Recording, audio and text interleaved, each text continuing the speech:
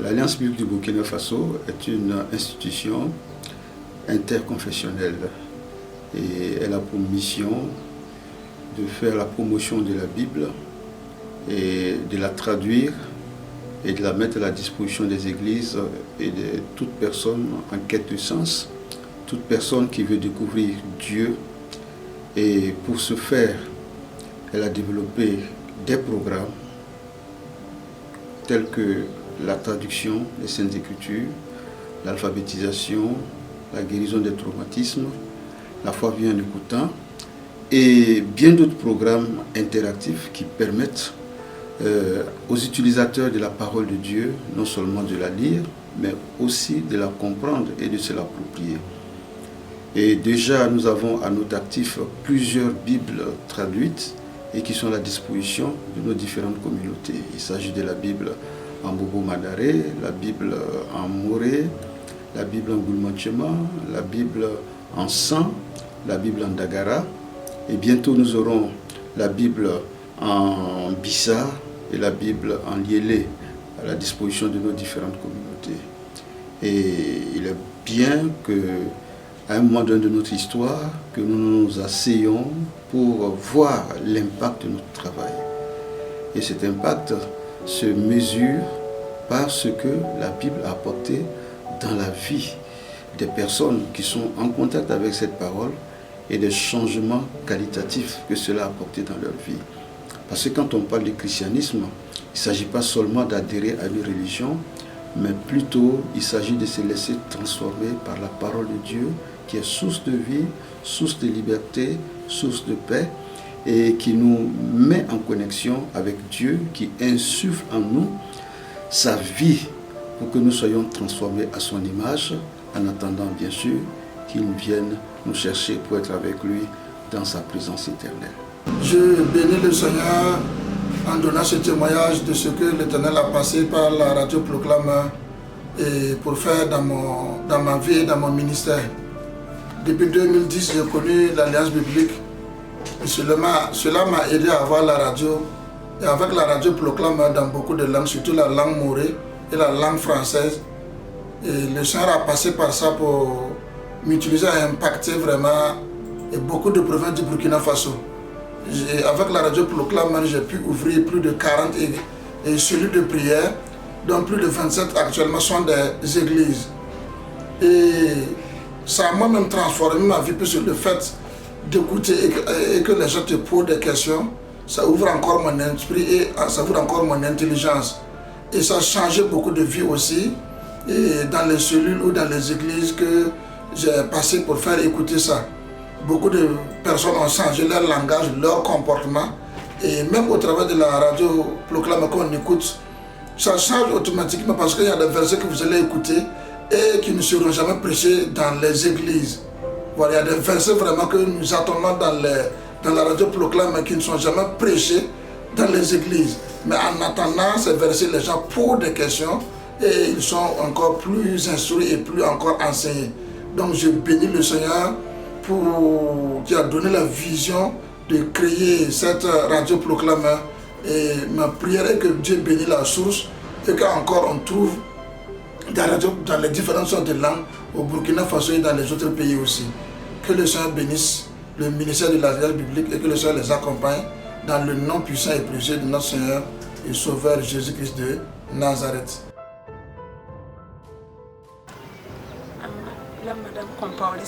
Je m'appelle Cécile Compaoré.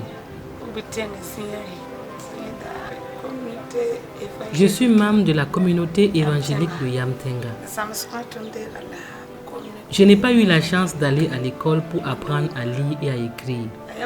Mais j'avais dans mon cœur un vif désir d'apprendre et d'acquérir des connaissances.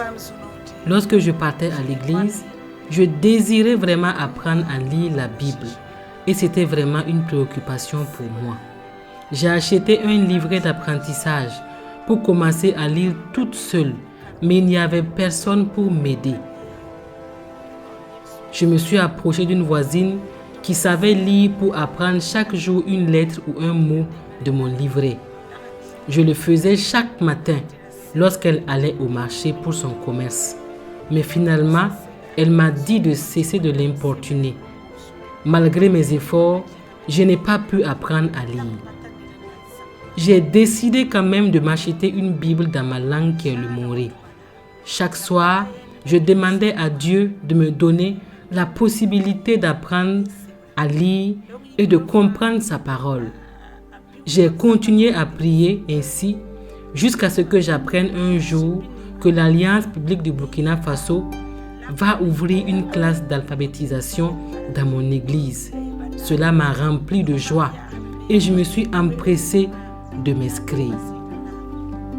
L'apprentissage n'a pas été facile car il fallait concilier la vie de famille, le travail et les cours d'alphabétisation. J'ai dû aussi faire face à des paroles démotivantes de mes proches qui trouvaient qu'apprendre à lire en moré n'avait plus aucun intérêt de nos jours. Mais mon désir d'apprendre a été plus fort.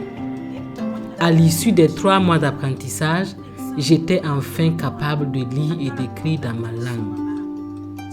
Aussi, j'améliorais de jour en jour mes capacités en lisant quotidiennement la Bible. Je suis capable aujourd'hui de tenir les comptes de mon commerce et j'utilise convenablement mon téléphone sans l'aide de personne.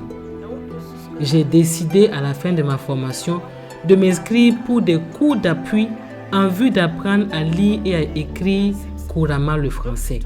Les acquis des cours d'alphabétisation m'ont aidé pour l'apprentissage du français et m'ont permis de réussir aussi cette formation.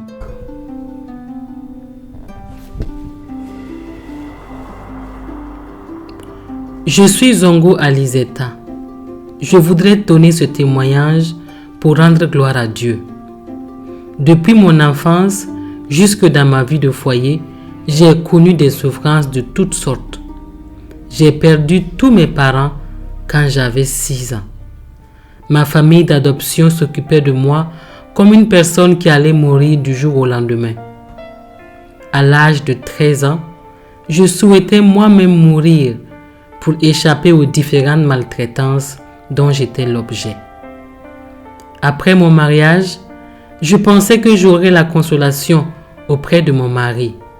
Mais quand nous avons eu notre unique enfant, mon mari a été atteint de démence jusqu'à sa mort.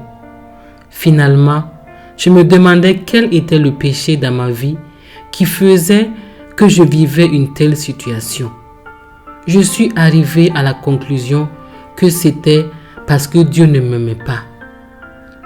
J'ai vécu avec cette conviction jusqu'à ce que je reçoive les enseignements du programme de guérison des traumatismes.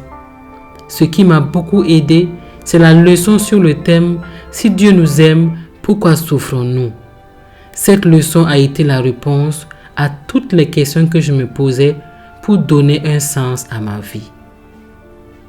Lorsque mon mari est décédé, je n'ai pas pu pleurer, car on m'avait dit de ne pas pleurer. Quand j'ai écouté la leçon sur le deuil, je suis rentré à la maison et j'ai vidé mon cœur en pleurant. Je me sentais beaucoup mieux et je me sens capable d'affronter la vie car j'ai maintenant une nouvelle vision de la souffrance. Je bénis le Seigneur qui a inspiré l'initiative de la création de ce programme qui m'a fait tant de bien. Pour moi, l'importance de la traduction est tellement grande.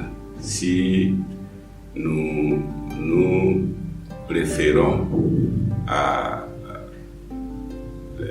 la parole même de Jésus-Christ qui dit à ses apôtres juste avant de partir, en Matthieu 28, 19 et surtout le verset 20, « Allez de toutes les nations, faites des disciples, enseignez-les. » Alors, comment pouvoir enseigner à des gens si eux, ils ne parlent pas la langue de la Bible et que la Bible n'est pas traduite dans leur langue? si nous savons que la Bible, les langues bibliques, ce sont les araméens, hébreux et puis grecs, alors que ici au Burkina, bon, je ne vois pas encore une ethnie qui parle araméen, hébreu ou grec.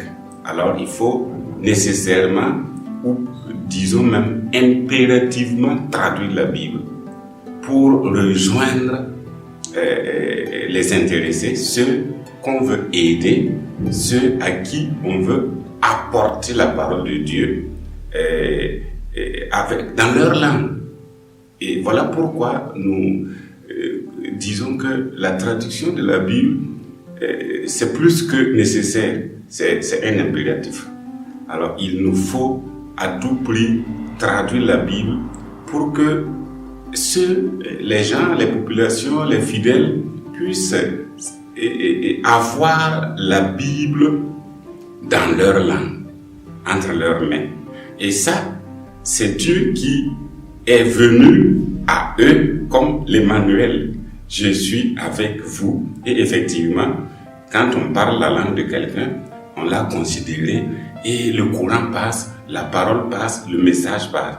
Si Dieu lui-même est avec eux et parle leur langue, que voulez-vous? Ils ne peuvent pas ne pas accueillir cette parole qui s'est faite chair et est venue habiter en eux, au milieu d'eux, pour leur salut.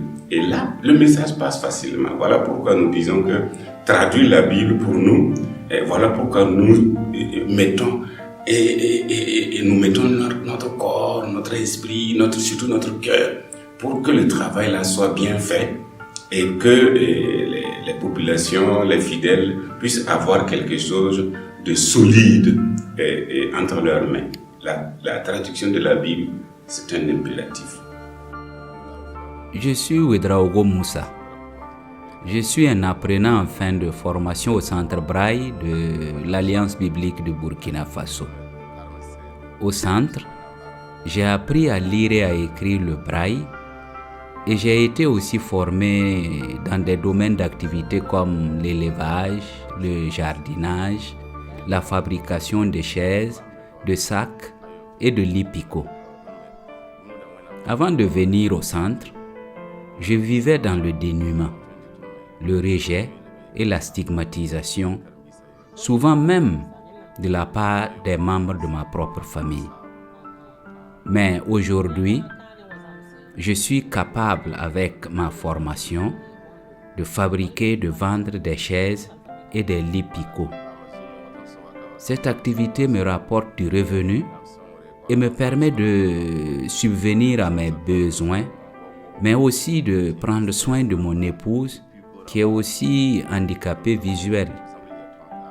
Ce qui me réjouit le plus le cœur, c'est ma capacité depuis mon arrivée au centre de lire moi-même la parole de Dieu en moré et de la comprendre.